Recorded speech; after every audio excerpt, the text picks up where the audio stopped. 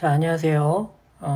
한국사 2 1단원 제1장 제국주의 질서와 일제의 식민 통치 정책 1절 제국주의 시대와 일제의 무단 통치 시작하겠습니다. 교과서는 10쪽에서 12쪽까지 내용입니다. 자, 오늘부터 한국사 2를 시작하겠습니다. 일제강점기 라고 이제 보시면 되겠는데요. 일제강점기라고 한번 좀 적어보죠. 일제강점기. 일본 제국주의자들에게 우리가 강제로 점령당했던 시기. 이렇게 이해하시면 되겠습니다.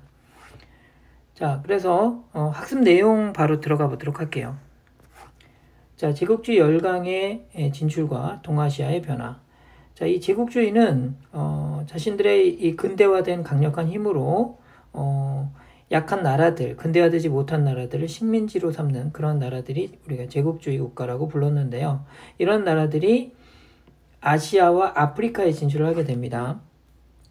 자, 식민지를 근대화, 문명화 시켜준다고 선전했으나 이거는 이제 선전과 다르게 실제로는 어땠습니까? 식민지 국가들의 자원과 노동력을 수탈하는 것이 목적이었겠죠. 자, 그러면 그 아시아 중에서 동아시아, 이 동아시아에 우리나라 주변에 두 나라가 있죠. 우선 일본에 요 빨간색은 좀 무시하시고 중국이라고 좀 적어주시면 되겠습니다. 자, 중국은 1911년 신해혁명으로 청나라가 멸망을 하게 됩니다. 그래서 청황조라고 좀 적어볼게요. 청나라 황제 국가인 청나라 황조가 이제 멸망하게 됩니다. 자, 그렇게 해서 새롭게 태어난 나라는 바로 중화민국이 되겠습니다. 여러분들 이 민국은 국민들이 다스리는 나라, 우리나라도 대한민국이죠. 그래서 중화민국이 수립이 되는데요. 이걸 줄여서 우리가 알고 있는 중국이 드디어 성립이 된 겁니다.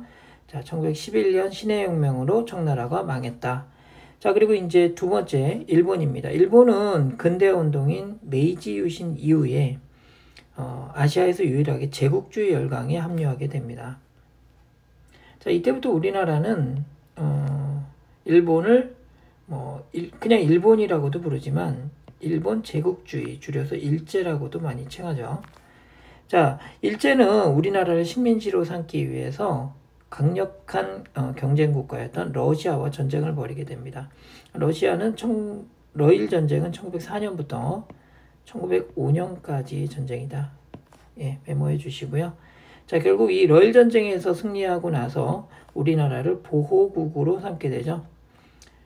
여러분들 배우셨죠? 을사늑약입니다. 자, 을사늑약으로 우리나라의 외교권을 박탈하게 됩니다. 자, 외교권 X라고 쓸게요. 그리고 나서 이게 1905년이에요. 러일 전쟁 직후 을사늑약을 통해서 우리나라가 보호국이 됐고요. 그리고 1910년 한일 병합조약입니다. 한국 병합조약이라고도 하는데 한일 병합조약을 통해서 배운 내용입니다. 한일 병합조약을 통해서 우리나라가 통치권까지 박탈을 당하게 됩니다. 1910년이죠. 자, 이때부터 우리나라가 1945년까지가 여러분들 잘 알고 있는 광복절 이날까지가 일제강점기가 되겠습니다. 그리고 1910년 8월 29일도 알아두시면 좋을 것 같습니다. 이날이 우리나라가 한일 병합된 날입니다. 그래서 이 해가 경술년이어서 경술년에 우리나라가 치욕을 당했다. 그래서 경술국치, 그리고 이 8월 29일은 경술국치일이라고 부르면 되겠죠. 자, 그리고 여러분들 이 외교권을 담당하기 위해서 일본이 만들었던 기구 기억나시나요? 통감부가 되겠습니다. 말은 외교권만 관장한다고 했지만, 외교를 담당한다고 했지만 결국 이 통감부가 내정까지도 다 장악을 했고요. 그리고 1910년에 이 통감부가 이름을 바꾼 것이 조선총독부가 되겠습니다. 자, 그러면 본격적인 일제 무단 통치 실시 시기인 1910년대로 들어가 보도록 하겠습니다. 자, 여기 위에다가 1910년대 이렇게 메모를 하시고요. 자, 일제가 우리나라를 통치하기 위해서 가장 먼저 설치한 기구가 바로 조선 총독부가 되겠습니다. 여기 조선자 써 있으니까 총독부만 쓸게요. 총독부. 자, 식민 통치의 최고 기구고요. 육군과 해군 대장 출신. 여기서 대장은요, 별 5개를 단 군인입니다. 대장. 그래서 육군과 해군 대장 위에다가 군인이라고 좀 적어주시고요. 자, 군인 출신들이 바로 총독이 되었습니다. 자, 그럼 이 총독이 할 수 있는 일은 뭐냐? 법을 만들고 재판하고 행정을 집행하고 그리고 군사권까지 모두 가지고 있는 거의 절대적인 권력을 가진 존재라고 봐주시면 되겠고요. 일본 정치 서열에서도 일본 총리와 함께 서열 2위입니다. 일본 천황 바로 밑에 직속돼 있고요. 자, 그리고 3번에는 중추원이라고 적어봅시다. 옆에 중자가 있는데 이건 좀 무시하시고 중추원. 자, 중추원은 총독부의 자문기구입니다. 이 자문이라고 하는 것은 총독부가 필요할 때 뭐 여러 가지 질문 사항들을 이제 물어보는 거죠. 여기 한국인들로 구성이 되어 있어요. 그런데 당연히 이 중추원은 친일파들로 구성이 되어 있었겠죠. 친일파 한국인들로 구성이 되어 있었고 한국인들의 의견을 물어서 통치한다는 명분은 있었지만 한 번도 모인 적이 없습니다. 친일파들이 참여했고 실질적인 권한도 없었고요. 3.1운동 이전까지 소집이 된 적이 없었던 유명무실한 기구였다. 이름뿐인 기구였다. 이렇게 이해하시면 되겠고요. 자, 헌병경찰제에다가는 별표를 좀 쳐보도록 하겠습니다. 자, 헌병은 군인입니다. 군대 내에 사건이 일어났을 때 이 사건을 처리하고 조사하는 그런 군인인데요. 이러한 헌병들이 우리나라의 치안을 맡았다. 민간의 치안을 군인들이 담당을 했던 겁니다. 분위기가 굉장히 삼엄했겠죠. 그렇죠? 그러니까 한마디로 우리 한국인들에게 공포심을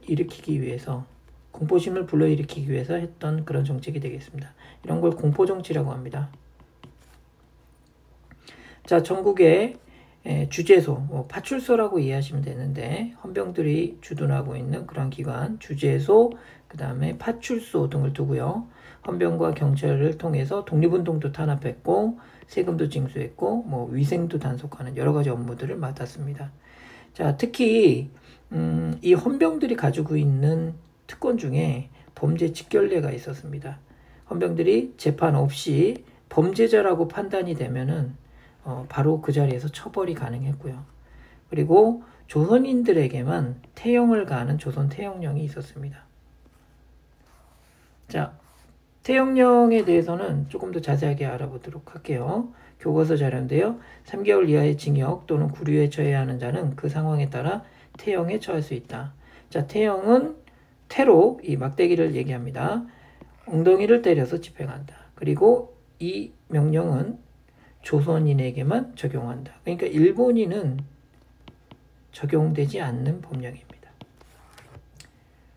자, 예를 들어서 경찰이 이제 일본인과 한국인을 범죄 혐의로 경찰서에 데리고 갔어요. 데리고 갔을 때 한국인만 두드려 맞는 겁니다. 이것이 바로 조선태형령이라고 봐주시면 되고요. 본질적으로 이제 차별적인 통치라고 보시면 되겠죠. 자, 그래서 직결처분권이라든가 태형 이런 것들을 우리가 1910년대 통치 방식으로 알아두시면 될 것 같습니다. 자, 그리고 이 무단 통치 시기에 이 무단이라고 하는 단어를 아직 설명 안 드렸는데 함부로 마음대로 통치를 하는 겁니다. 임의로 한국인들을 통치하는 것을 우리가 무단 통치 시기라고 보시면 되겠고 이 시기가 1910년대다. 자, 기본권 탄압합니다. 그래서 언론, 출판, 집회, 결사 이 4가지 우리가 표현의 자유라고 배웠죠. 옆에다가 표현의 자유. 자, 이 4가지를 모두 다 억압합니다. 한국어 신문 폐간했고요. 책을 출판하거나 잡지 출판하는 거 안 되고요. 그리고 애국개몽운동단체, 학회 이런 것들도 모두 다 해산시킵니다. 자, 그리고 위협적인 분위기를 조성하죠. 자, 그래서 조선총독부 관리라든가 뭐 공무원이죠.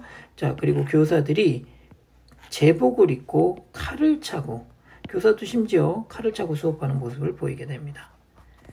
자, 그리고 식민지 교육을 강요하게 되는데요. 우리 좀 어려운 개념이지만 이렇게 적어봅시다. 우리나라 국민들을 어리석게 만드는 정책을 쓰게 됩니다. 이걸 우민화 교육이라고 부르는데요.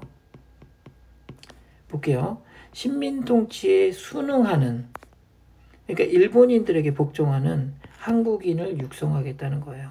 자, 이러기 위해서는 기초적인 일본어, 그리고 일본사, 그리고 초등교육, 아주 기초적인 내용들만 가르치고, 그리고 한국인들은 기술교육만 실시하는 거죠.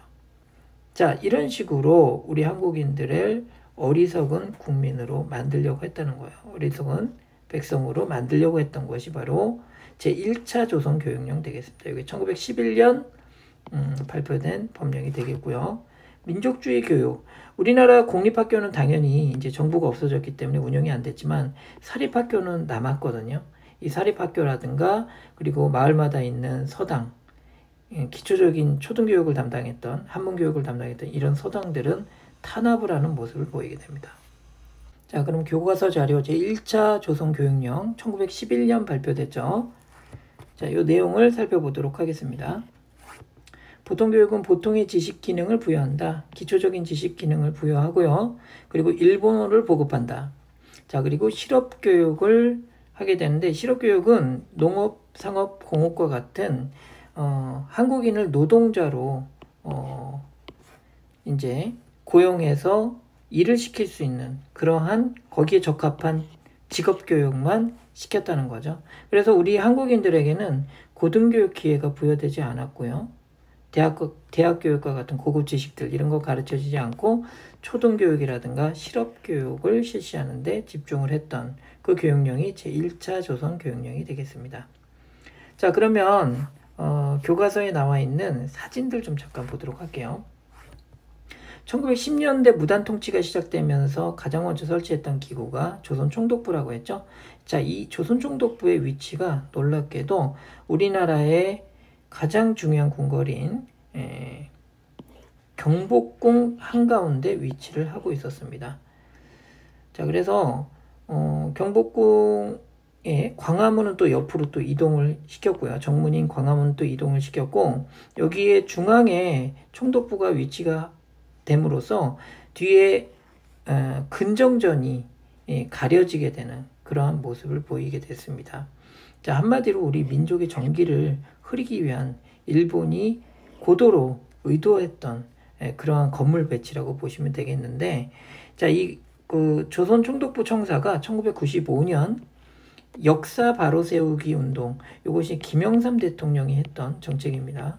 이 김영삼 대통령의 정책으로 철거가 되었습니다. 그래서 오늘날 경복궁은, 이건 교과서 사진은 아니고요, 인터넷 자료인데, 이렇게 해서 자, 광화문, 그리고 근정전, 그 옆에 있는 경회로도 보이죠. 그리고 뒤에 청와대까지 이렇게 한눈에 시야가 확 뚫리게 시원하게 볼 수 있는 이런 경관으로 바뀌게 되었습니다.